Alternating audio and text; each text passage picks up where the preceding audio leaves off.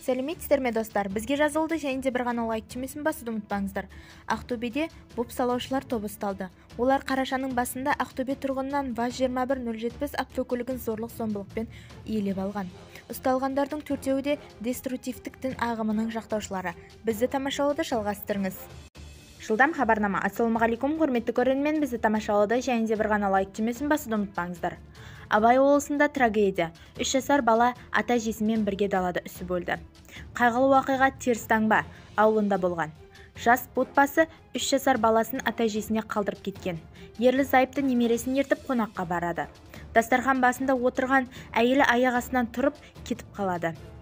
Астына немересі күйеуімен де шығады. Адамдардың қаққаған аязда далаға неге асығыс шығып кеткені белгісіз. Алдымен әйел жерге құлап үсіп өлген. Содан кейін күйеуі көз жұмған.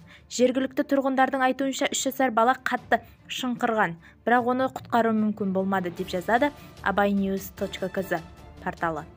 Жарнама ауданының полициясы бұл фактіні растаған. Отбасы мүшелері жерленді. Бізді тамашалауды жалғастырыңыз.